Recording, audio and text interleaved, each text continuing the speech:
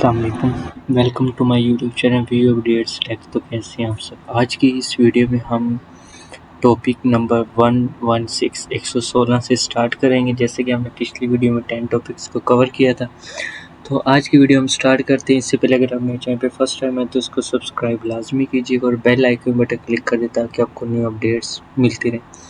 Security hardening for outsource IT assets, मतलब कि IT outsourcing mechanisms of harden, मतलब इसमें हमारे पास आ जाते हैं जैसे कॉल सेंटर हो गए, होस्टेड सर्वर, सॉफ्टवेयर डेवलपमेंट, मतलब जो IT में आ जाते हैं, work station, network services, any other arrangement वगैरह वगैरह।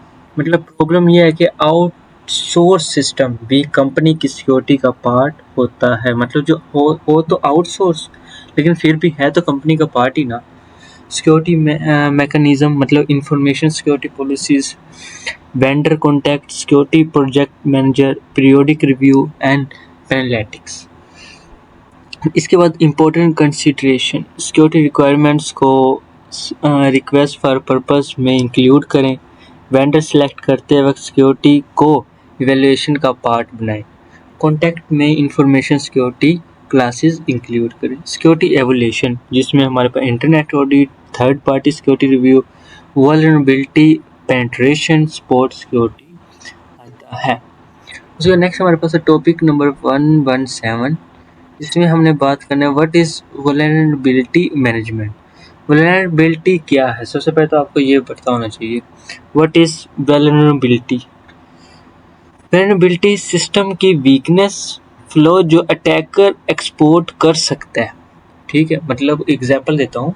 सॉफ्टवेयर में सिक्योरिटी बग है जिसके थ्रू अनऑथराइज्ड पर्सन एक्सेस ले सकता है, इसको कहते हैं वल्नरेबिलिटी।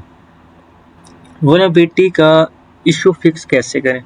सॉफ्टवेयर को सिक्योरिटी पेजेस से अपडेट कर रखें हर टाइम, मतलब कि चेक करते रहें कि इसकी अपडेट चेक करते रहें। ठीक है, पैच एग्जिस्ट सिक्योरिटी होल्स को फिक्स कर सके। वल्नरेबिलिटी मैनेजमेंट क्या है? वल्नरेबिलिटी मैनेजमेंट यानी कि एक साइक्लिक प्रोसेस है जिसमें आइडेंटिफाई, क्लासीफाई और रेमिडिएट, माइग्रेट वगैरह होते हैं।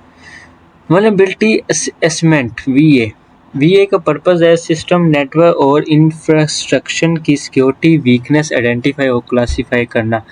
कॉमन वल्नरेबिलिटी स्कैनर है OpenVAS, नेसुस, क्वासिस और रैपिड7।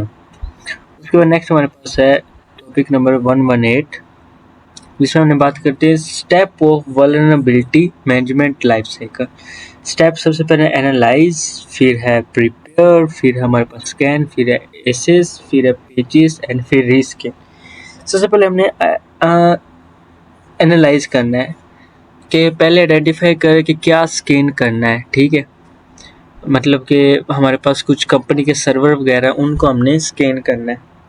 फिर प्रिपेयर करना हमने स्कैनर को कन्फिगर करना है, मतलब scan permanent, scan type, gradients, plugins वगैरह या टेस्ट रन वगैरह वगैरह। ठीक है, उसके बाद हमारे पास है रन वल्नरेबिलिटी स्कैनर, मतलब कि ऑटोमेटिक स्कैनर रन करें और नेटवर्क परफॉर्मेंस को मॉनिटर रखें, मतलब फिर रिपोर्ट जनरेट करें। ठीक है, एसेंट रिजल्ट को इवेल्युएट करें और वल्नरेबिलिटी को रिस्क लेवल के अकॉर्डिंग पैरामीटराइज करें।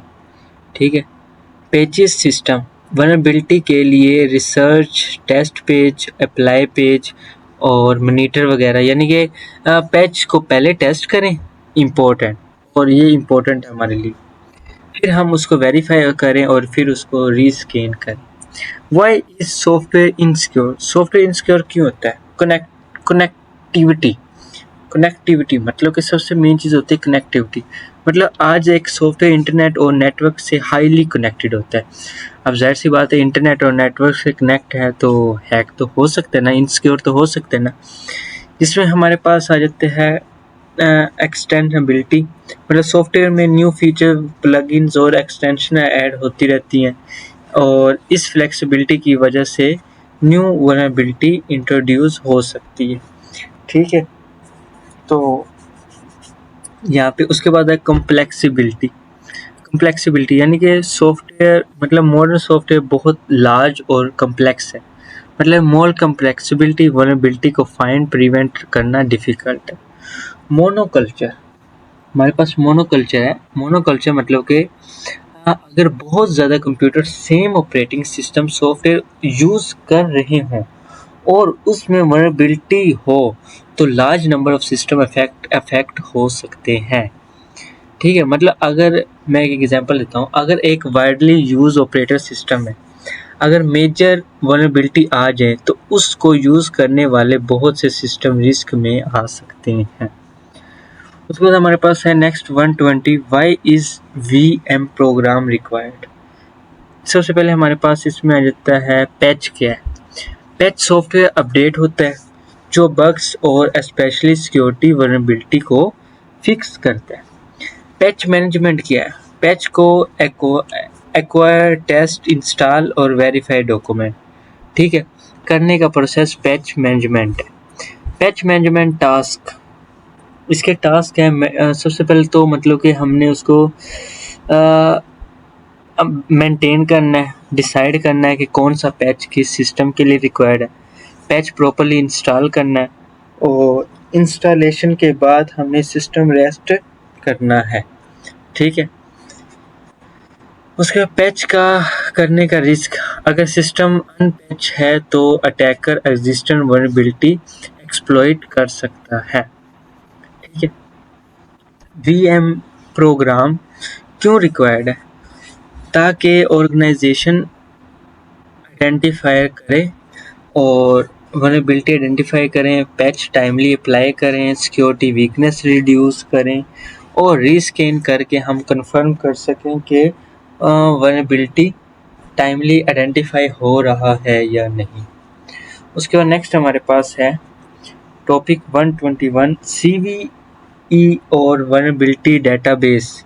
CVE क्या है?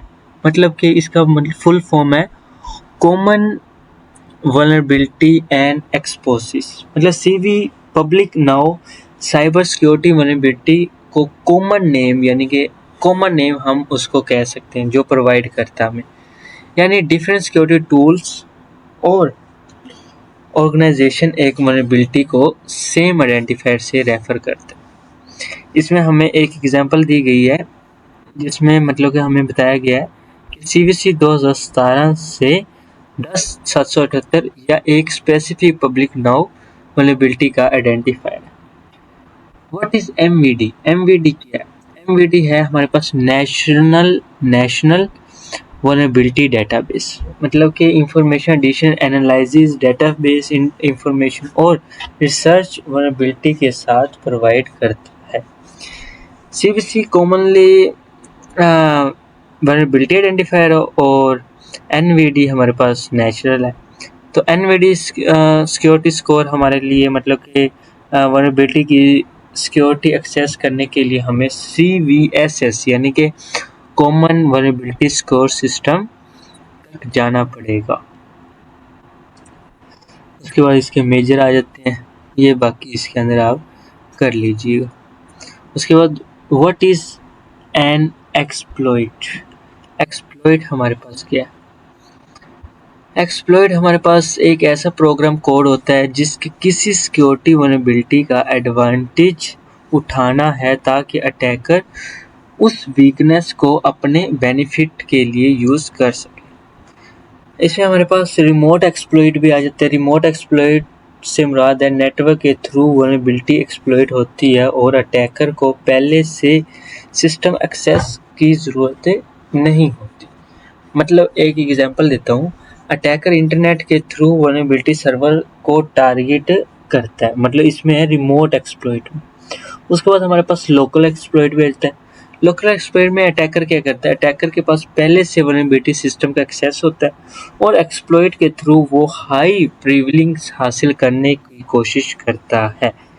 मतलब कि नॉर्मल यूज़र अकाउंट के पास लिमिटेड परमिशन है और लोकल एक्सप्लॉइट यूज़ करके हाईली प्रिविलेंस मिल सकता है। उसके बाद हमारे पास है एक्सप्लॉइट डेटाबेस। इसमें आ जाता है जब सॉफ्टवेयर की वल्नरेबिलिटी वेंडर के लिए अननोन और वेंडर के लिए करने से पहले एक्सप्लॉइट हो जाए। ठीक है, ये इसके बाकी बताया गया। उसके बाद 123 अफेक्टिव वल्नरेबिलिटी मैनेजमेंट स्टेज 2। इसमें हमारे पास है अफेक्टिव में है, स्टेज 1 में है सिक्योरिटी हार्डनिंग, जिसमें हमारे पास एसेंट आइडेंटिफाई करना, एसेंट प्रायोरिटाइज करना, एमबीसी लाइन वगैरह। फिर पैचिंग, यानी कि पैचिंग वल्नरेबिलिटी के एंटायर पॉइंट्स सील करने में हेल्प करते हैं। सिंपल डिफरेंस, इसमें हमारे पास सिंपल डिफरेंस आ जाता है। सिंपल डिफरेंस में हमारे पास यही कि हार्डनिंग और पैचिंग, हार्डनिंग सिस्टम को स्ट्रॉन्ग बनाता है और पैचिंग वल्नरेबिलिटी को फिक्स करता है। ठीक है, बस दोनों ही इम्पोर्टेंट है इसके अंदर। 124 है security breach system home deposit 2014, मतलब कि 56 मिलियन पेमेंट कार्ड्स कंप्रोमाइज हुई होम डिपॉजिट ब्रीच में। क्या हुआ, अटैकर ने एक थर्ड पार्टी वेंडर को लॉगिन क्रेडिट उसके करके एक्सेस लिया और फिर विंडो की 0 डे वल्नरेबिलिटी एक्सप्लॉइट की, क्रॉस पोर्ट इन्वायरमेंट में मूव किया और over 7500 self checkout post terminals पर मालवेयर इंस्टॉल हुआ और मालवेयर ने पेमेंट कार्ड इंफॉर्मेशन कैप्चर की। ठीक है, ये इंफॉर्मेशन इसके अंदर हमें बताएगी। 125 security breach system study to Anthem. Anthem एक हेल्थ इंश्योरेंस के बीच का, जिसमें अप्रोक्सीमेट 78 मिलियन इंडिविजुअल अफेक्टेड हुए थे जब ये इसने अटैक किया था। मतलब एक यूज़र ने फिशिंग ईमेल ओपन की थी और क्या हुआ था कि मैलिशियस फाइल्स डाउनलोड हुई और अटैकर ने रिमोट एक्सेस गेन किया और अटैकर ने सिस्टम में लाइब्रेरी मूव किया और प्रीमियम एक्सेस लिया और एटलीस्ट 50 अकाउंट्स और 90 सिस्टम कंप्रोमाइज हुए और डेटाबेस जिसके ज़रिए 78 मिलियन रिकॉर्ड एक्सेस कर सकते हैं। ये हुआ था। उसका नेक्स्ट है best practices for applying system patches. तो बेस्ट हमारे पास यही है कि change control process, page apply करने से पहले प्रॉपर चेंज करना, control process flow, owner customer input, audit trail, testing review, back out plan. इसमें हमारे पास आ जाते हैं डॉक्यूमेंट रीड करें, पेज के डॉक्यूमेंट को रीड और पीर रिव्यू करें, रेविलेंस चेक करें, डिपेंडेंस चेक करें, टेस्टिंग चेक करें और बैकअप रोल बैक वगैरह चेक करें। ठीक है, ये चीज़ें थी इसके अंदर। उसके बाद 127 हु कंडक्ट वल्नरेबिलिटी मैनेजमेंट। इसमें हमारे पास मैनेजमेंट आ जाता है, मतलब कि वल्नरेबिलिटी मैनेजमेंट में मल्टी टीम्स होती हैं। इंफॉर्मेशन टीम, आइए इंफॉर्मेशन टीम में वल्नरेबिलिटी की प्राइमरी ओनरशिप लेती है, मतलब कि task primary ownership, run scanning, share scanning, tracker, ये चीज़ें। ठीक है,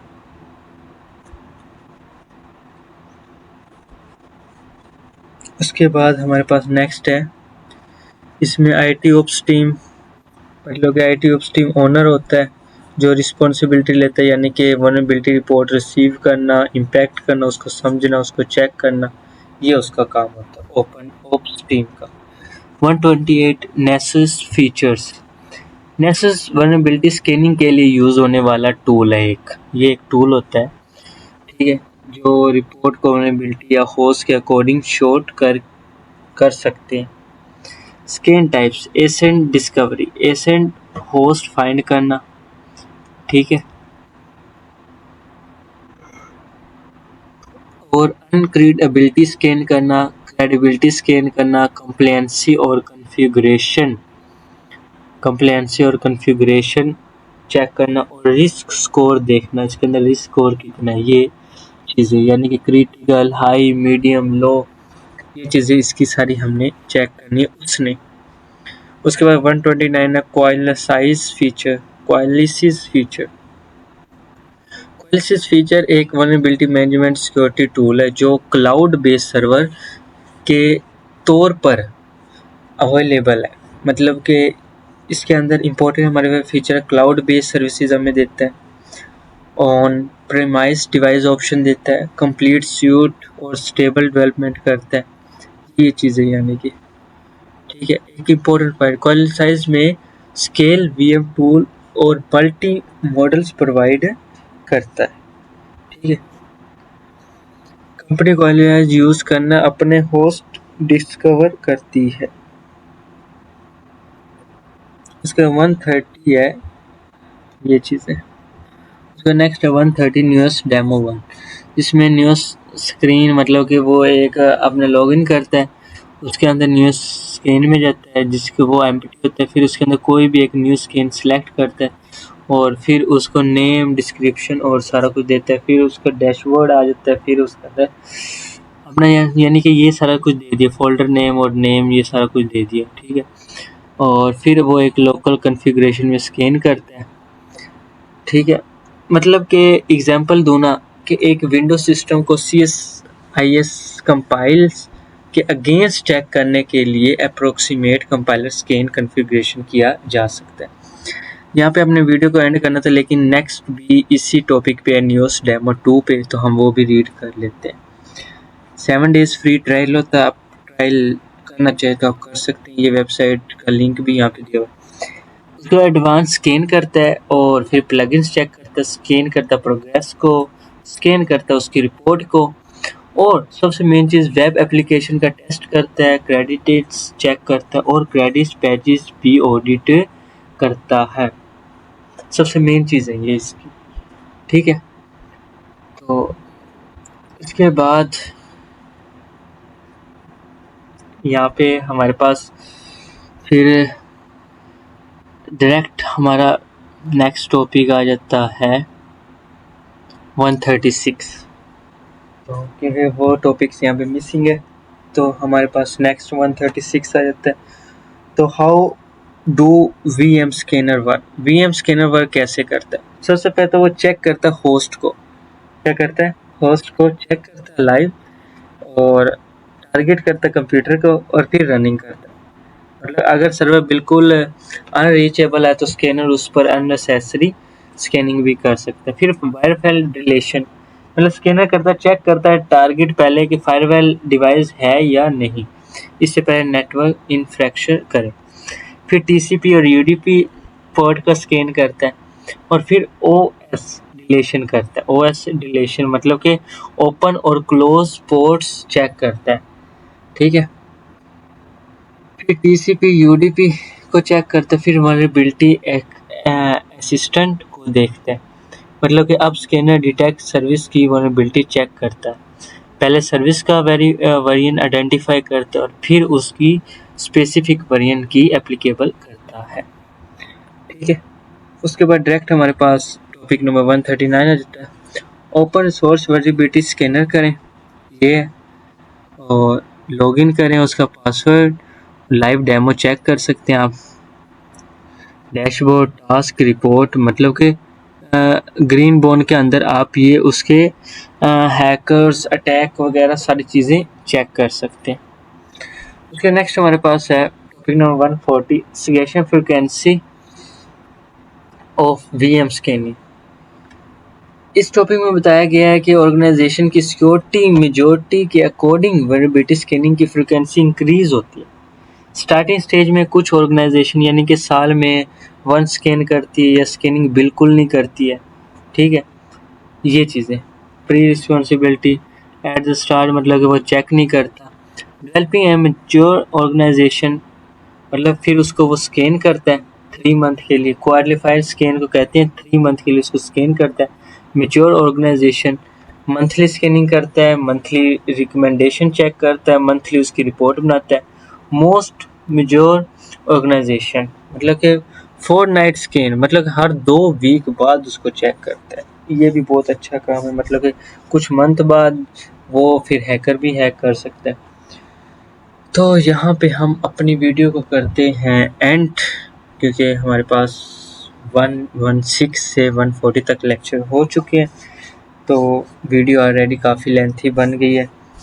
और टॉपिक्स भी हमने ज़्यादा कवर कर लिए हैं, इतना ज़्यादा ख़ास नहीं है, सिर्फ हमें थोड़ा इनकी चीज़ों के बारे में पता होना चाहिए। ठीक है, तो यहाँ पे अपने वीडियो को एंड करते हैं, मिलते हैं इंशाल्लाह इसी के साथ नेक्स्ट वीडियो में। ठीक है, अल्लाह हाफिज़।